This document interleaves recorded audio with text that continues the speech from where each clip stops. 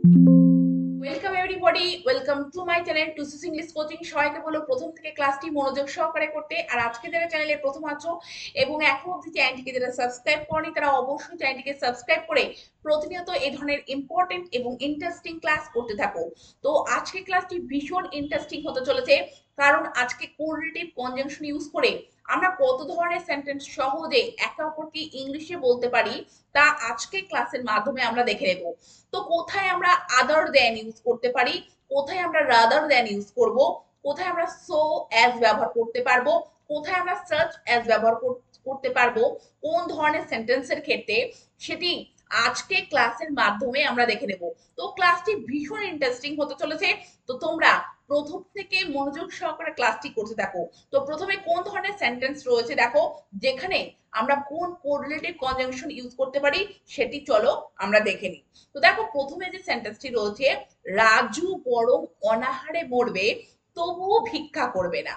তো দেখো এখানে বরং এবং তবুও এই কোরিলেটিভ কনজাংশনটি রয়েছে। তো দেখো বরং এবং তবুও, তার জন্য সেন্টেন্সটিকে আমরা কিভাবে প্রথমে বলতে পারি সেটি আমরা দেখে নিই, তারপরে আমরা বুঝে নেব। তো দেখো, Raju would rather die of starvation than beg. Raju would rather die of starvation than beg. তো দেখো বরং এবং তবুর ক্ষেত্রে আমরা কি ব্যবহার করতে পারি, কোন কোরিলেটিভ কনজাংশন, উড রাদার এবং দ্যান। Would rather than. এবং এখানে মনে রাখবে যে কোন সেন্টেন্সে যখন সাবজেক্ট একটি মাত্র থাকে এবং সে দুটি জিনিসের মধ্যে একটিকে প্রেফার করছে, এবং সেখানে সেই সেন্টেন্সে যেখানে বরং এবং তবুও শব্দটি রয়েছে, তো সেখানে আমরা কিন্তু উড রাদার এবং দ্যান ইউজ করতে পারবো। এবং এক্ষেত্রে আরেকটি কথাও মনে রাখবে যে এখানে কিন্তু উড রাদার এবং দ্যানের পরে আমাদের কিন্তু বিআর ইনফিনিটিভ অর্থাৎ উইদাউট টু ইনফিনিটিভ হিসেবে আমাদেরকে ভার্বকে কিন্তু ব্যবহার করতে হবে। তো রাজু উড রাদার ডাই, এখানে দেখছো যে কোনো টু ব্যবহার হয়নি, এবং দ্যান বেগ, এখানে কিন্তু টু বেগ নয়, এটিও কিন্তু খেয়াল রাখবে। তো বরং এবং তবুর ক্ষেত্রে আমরা কি ব্যবহার করব, উড রাদার দ্যান। পরের সেন্টেন্সটিকে দেখো, বিশ্বনাথ বাবু বরং কাজ ছেড়ে দেবেন তবুও বিবেকের বিরুদ্ধে চলবেন না। তো দেখো বরং এবং তবু রয়েছে, এবং বিশ্বনাথ বাবু দুটি জিনিসের মধ্যে একটিকে প্রেফার করছেন। তো সেন্টেন্সটিকে আমরা কিভাবে বলতে পারি, বিশ্বনাথ বাবু would rather resign than act against his conscience. Biswanath বাবু would rather resign than act against his conscience. তো দেখো দুটি জিনিসের মধ্যে একটিকে প্রেফার করছেন, যে বিবেকটিকে, যার বিবেককে বেশি প্রেফার করছেন। তো সেই জন্য দেখো এখানে কিন্তু উড রাদার এবং দ্যান ইউজ করে লেখা হচ্ছে ক্ষেত্রে, বড় এবং তবুর ক্ষেত্রে। দেখো would rather resign than act against his consent. তো দেখো দেন অ্যাক্ট হচ্ছে, এখানে কিন্তু টু অ্যাক্ট নেই, তো এখানে কিন্তু আমাদেরকে বিয়ার ইনফিনিটিভ হিসেবে ব্যবহার করতে হবে। পরের সেন্টেন্সটিকে দেখো, রিমা বরং শাস্তি পাবে তবুও মিথ্যা বলবে না। তো দেখো বরং এবং তবুও শব্দটি রয়েছে, তো সেক্ষেত্রে আমরা কি ব্যবহার করতে পারি, উড রাদার দ্যান। এবং সেন্টেন্সটিকে কিভাবে বলবো, Rima would rather get punishment than tell a lie. Rima would rather get punishment than tell a lie. তো রিমা কোনটা প্রেফার করছে, শাস্তি পাওয়াটাকে প্রেফার করছে, সেই জন্য Rima would rather get punishment, কি থেকে, মিথ্যা কথা বলার থেকেও, দ্যান টেল এ লাই। দেখো এখানে কিন্তু কোনো টু ব্যবহার করা হয়নি। তো বরং এবং তবুর ক্ষেত্রে আমরা কোন কোরিলেটিভ কনজাংশন ইউজ করব, উড রাদার দ্যান। এবার আমরা কোন কোরিলেটিভ কনজাংশন ইউজ করতে পারি এবং সেন্টেন্সটি কেমন সেটি চলো দেখে নিই। জ্যোতিকে দেখে যতটা বোকা মনে হয় ততটা বোকা সে নয়। দেখো যতটা এবং ততটা, তো সেক্ষেত্রে আমরা কোন কোরিলেটিভ কনজাংশন ইউজ করে সেন্টেন্সটিকে বলতে পারি, Jyoti is not such a fool as he seems to be. Jyoti is not such a fool as he seems to be. তো দেখো সাচ এবং অ্যাজ আমরা ব্যবহার করছি কোন ক্ষেত্রে, যতটা এবং ততটার ক্ষেত্রে, যে Jyoti is not such a fool as he seems to be. এবং দেখো সাচ এই শব্দটি কিন্তু আমরা একটা নাউন ফ্রেজের আগে প্লেস করেছি। তো দেখো এবং এক্ষেত্রে সাচ আ ফুল এখানে একটু নাউন ফ্রেজ, তো তার আগে আমরা কিন্তু সাচটাকে প্লেস করেছি, এবং এখানে যতটা বোঝাতে such এবং ততটা বোঝাতে as ব্যবহার করা হচ্ছে, সেই জন্য জ্যোতি is not such a fool as he seems to be।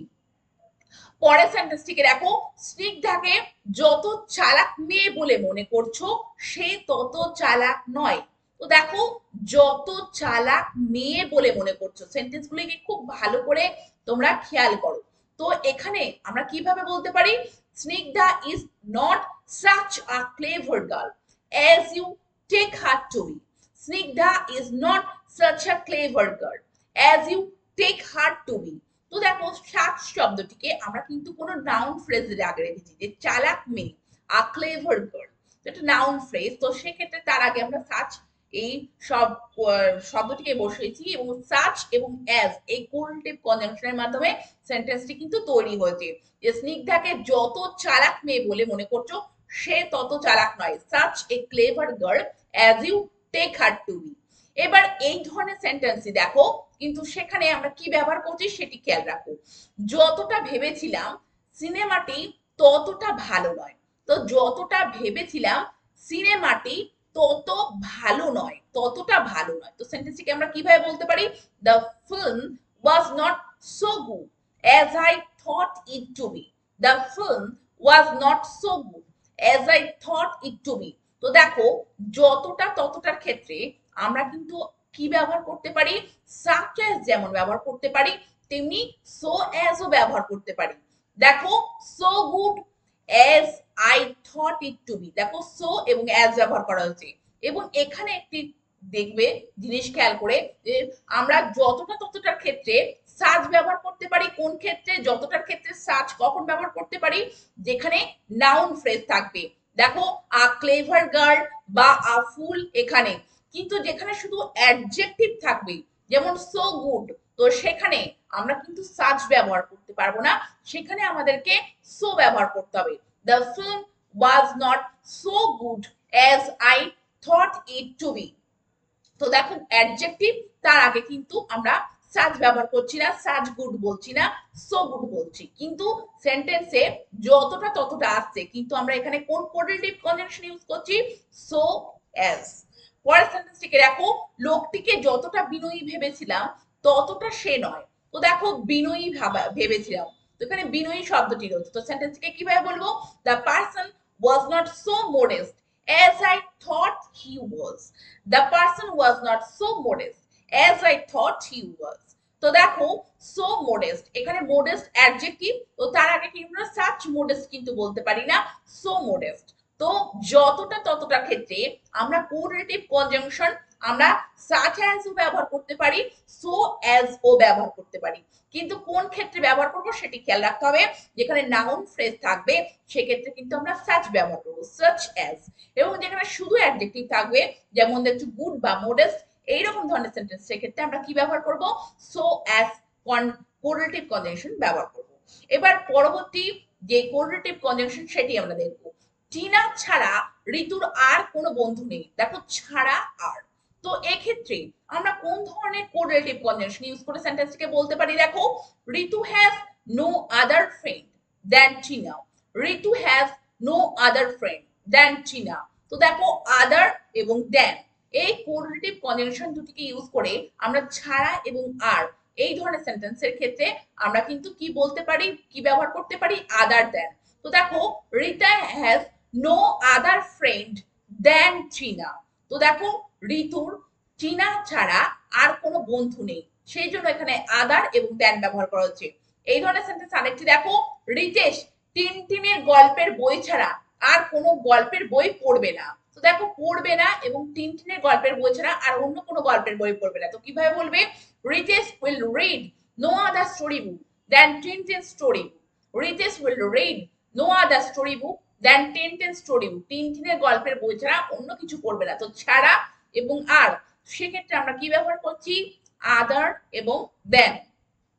পরের সেন্টেন্সটিকে দেখো, ছোট্ট তনুর এই গোলাপি জামা ছাড়াও অন্য একটি গোলাপি জামা আছে।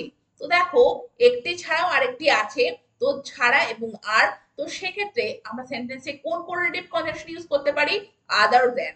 তো কিভাবে বলবো, little Tanu has other pink shirt then this. Little Tanu has other pincher then this.